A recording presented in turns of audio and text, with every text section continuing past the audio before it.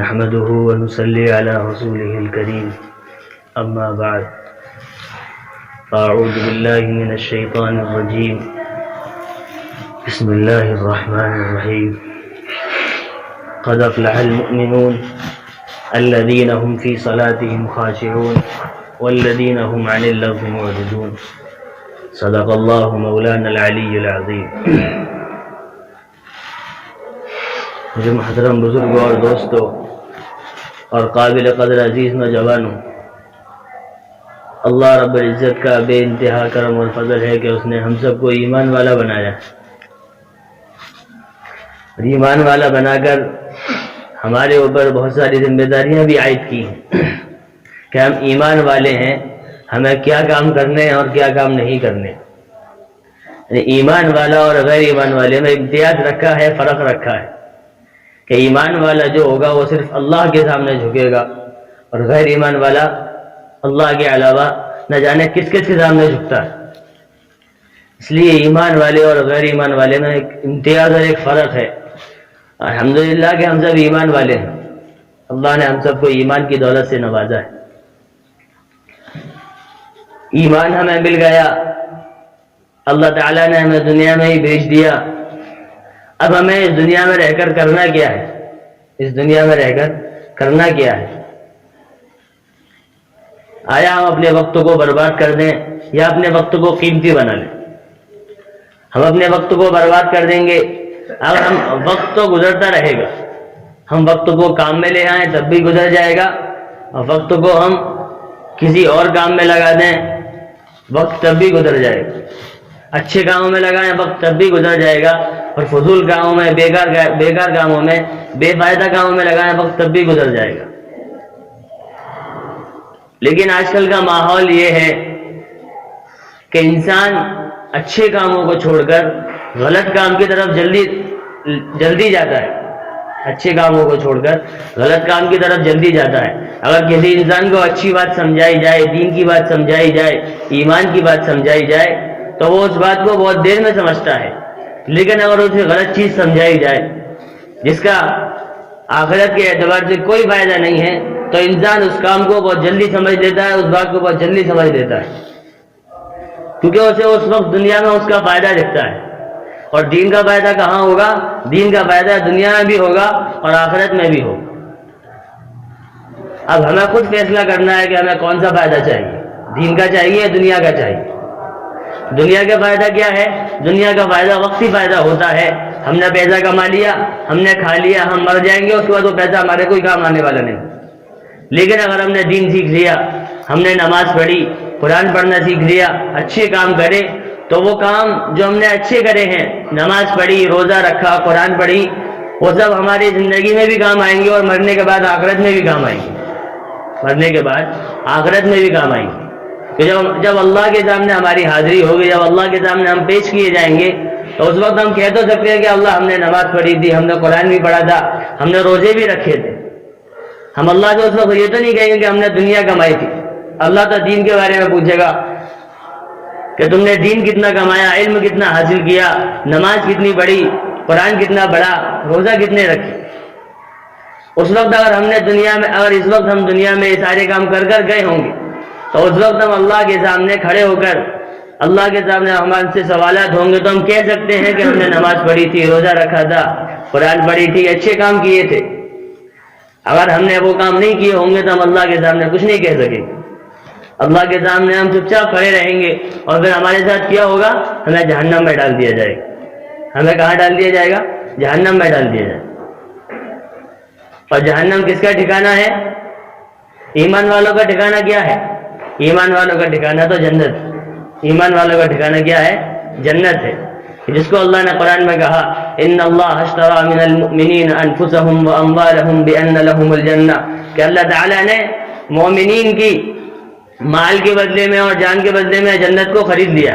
یعنی جنت تو ایمان والوں کے لیے بنائی گئی ہے، جنت ایمان والوں کے لیے بنائی گئی ہے، اس میں ایمان والوں کے علاوہ کوئی اور نہیں داخل ہو سکتا۔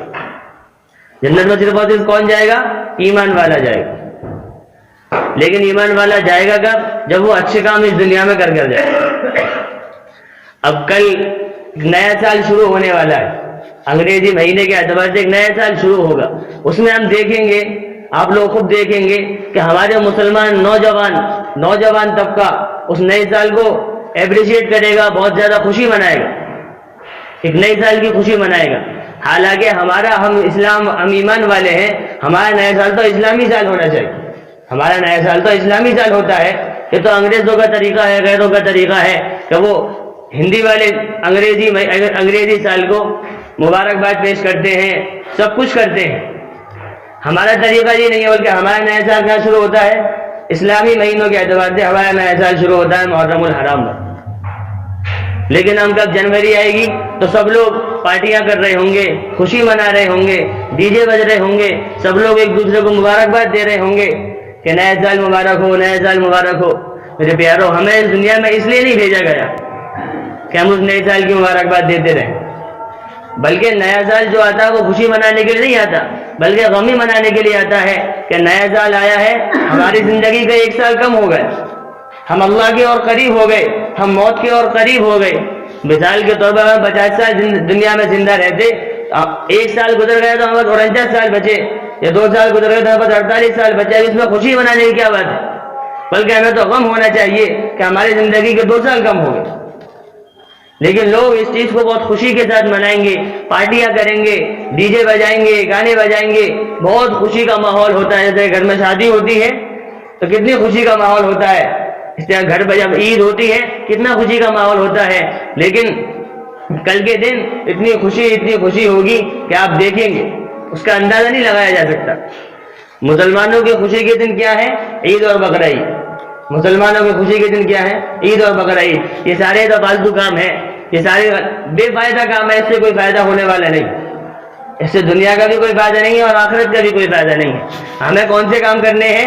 جو کام آخرت کے ہوں, جس سے ہمارے آخرت کا فائدہ ہو. ارے نیا سال شروع ہونے والا ہے, ہم یہ توبہ کریں, یہ عزم کریں, یہ ارادہ کریں کہ اللہ ہم سے پچھلے سال جو سارے گناہ ہوئے ہیں ان سب کی ہم توبہ کرتے ہیں, ان سب گناہوں کی معافی مانگتے ہیں. جتنی غلطیاں ہوئی ہیں ہم سب غلطیوں کی معافی چاہتے ہیں. اب جو نیا سال شروع ہو رہا ہے اس میں ہم یہ عہد کرتے ہیں, یہ عزم کرتے ہیں کہ اس سال میں ہم خوب عبادت کریں گے. یا رب ہم تجھ کو راضی کر لیں گے, تیرے نبی کی سنتوں پر چلیں گے اور تیرے احکامات کو مانیں گے, خوب نماز کی پابندی کریں گے, خوب عبادت کریں گے, خوب ذکر و اذکار کریں گے.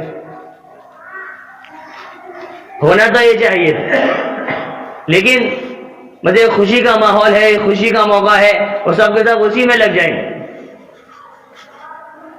اس لیے اس سے بچنا چاہیے. اپنے وقت کو ہی برباد کریں گے اور جس کام میں ہم لگیں گے, پارٹی میں جائیں گے, خوشی میں شامل ہوں گے, وہ سارا کا سارا ہمارا نقصان میں اور گناہ میں لکھا جائے. اس لیے نیا سال تو شروع ہوا, لیکن ہمارا نیا سال تو اسلامی سال سے ہوتا ہے. اگر ہم اس کو مان بھی نہیں گئے نیا سال شروع ہو رہا ہے تو ہمیں کیا کرنا ہے؟ خوب یہ ارادہ کریں, یہ عزم کریں کہ اب یہ نیا سال جو شروع ہو رہا ہے, پچھلے سال جو گناہ ہوئے ہیں ان سب کی میں توبہ کرتا ہوں, ان سب میں جو غلطیاں ہوئی ہیں ان سب غلطیوں کی معافی مانگتا ہوں. اور آئندہ سال جو نیا سال شروع ہونے والا ہے اس میں میں کیا کروں گا؟ خوب اللہ کی عبادت کروں گا, خوب روزے رکھوں گا, خوب قرآن پڑھوں گا, خوب نفلی عبادت کروں گا, خوب اللہ کو راضی کروں گا, اپنے حبیب اپنے نبی کی سنتوں پر چلوں گا, اپنے نبی کی سنتوں پر چلوں گا. سارے وہ کام کروں گا جو میں پچھلے سال نہ کر سکا, جو میرا سال گزر گیا, جو میں اس سال میں نہ کر سکا, اس سال میں وہ سارے کام کروں گا.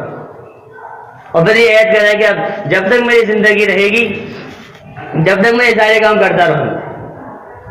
گناہوں کو چھوڑنے کا ارادہ ہونا چاہیے, نیکیوں کے کرنے کا ارادہ ہونا چاہیے, غلط کام کو چھوڑنے کا ارادہ ہونا چاہیے, نیک کام کرنے کا ارادہ ہونا چاہیے.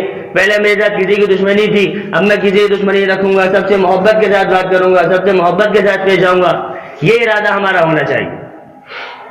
اور جو دوسرا ارادہ ہے کہ غلط کام کرنا, پارٹی منانا, خوشی منانا, یہ سب چیز بالکل نہیں ہونی چاہیے. اگر یہ سب چیز ہوں گی تو پھر وہ سارا وقت ہمارا گناہ میں لکھا جائے گا اور وقت کا کوئی فائدہ نہیں ہے. ہمارے گھنٹہ, 2 گھنٹہ, 3 گھنٹے, 4 گھنٹے جو خراب ہوں گے وہ کس میں لکھے جائیں گے؟ سارے گناہ میں لکھے جائیں گے. یہ بے حیائی کا ماحول بن جائے گا کہ سب لوگ جب سامنے موجود ہوتے ہیں, لڑکی بھی ہوتی ہیں, لڑکیاں بھی ہوتے ہیں, سب لوگ ہوتے ہیں, پارٹیاں بنا رہے ہوتے ہیں, خوشی منا رہے ہوتے ہیں, تو اس وقت بے حیائی ہو رہی ہے, بے پردگی ہو رہی ہے. ساری پردگی کا جنازہ نکال دیا جاتا ہے. اس وقت ہمارا جو وقت گزر رہا ہے وہ ثواب میں لکھا جائے گا؟ نہیں میرے پیاروں، بلکہ وہ گناہ میں لکھا جائے گا. وہ گناہ بہت بڑا گناہ. اس وقت ہمیں مزے مزے میں ہم سارے کام کر لیتے ہیں، خوشی منا لی، پارٹی منا لی، ناچ لیے، ڈانس کر لیا، سب کچھ کر لیا. لیکن اس وقت کے بعد جب تک اللہ کے سامنے حاضری ہوگی تو اس وقت ہم کیا جواب دیں گے؟ اللہ کے سامنے کہیں گے ہم نے نئے سال کی مبارکباد دی تھی، ہم نے نئے سال پر یہ سارے کام کیے تھے. ہم اللہ کے سامنے یہ تو کہہ سکتے کہ اللہ ہم ارادہ کریں کہ ہم اچھے کام کریں گے، تو اللہ کے سامنے ہم کل جا کر یہ کہیں گے کہ اللہ ہم نے جب نیا سال آیا تھا لوگ تو پارٹی بنا رہے تھے، لوگ تو خوشی منا رہے تھے، ہم تو غمی منا رہے تھے کہ ہماری زندگی کا 1 سال کم ہو گیا، ہم موت کے 1 سال قریب ہو گئے، ہم اللہ سے ملنے کے 1 سال قریب ہو گئے. ہم تو یہ ارادہ کر رہے تھے، نیت کر رہے تھے کہ اب یہ سال جو آ رہا ہے، اب سے لے کر جب تک میں زندہ رہوں گا، جب تک میری زندگی ہے، جب تک میں زندہ رہوں گا، سارے اچھے کام کروں گا، تیری عبادت کروں گا، تیرے حبیب کی سنتوں پر چلوں گا.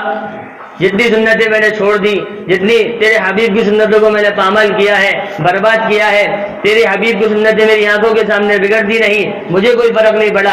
میرے گھر والے چھوڑتے رہے، میری بستی والے، میرے محلے والے چھوڑتے رہے، مجھے کوئی فرق نہیں پڑا. لیکن میں نے جب نیا سال آیا تو میں نے یہ ارادہ کیا کہ اب اس سال سے میں انشاءاللہ سارے وہ کام کروں گا جس سے میرا رب راضی ہو، جس سے میرا اللہ راضی ہو جائے، جس سے میرا حبیب راضی ہو جائے، جس سے میرا نبی راضی ہو جائے. اس نبی نے تو ہماری خاطر تکلیفیں برداشت کی، اس دین کی خاطر، ایمان کی خاطر تکلیفیں برداشت کی، مصیبتیں جھیلی، پریشانیاں جھیلی. ہم اس دین کی خاطر کیا کر رہے ہیں؟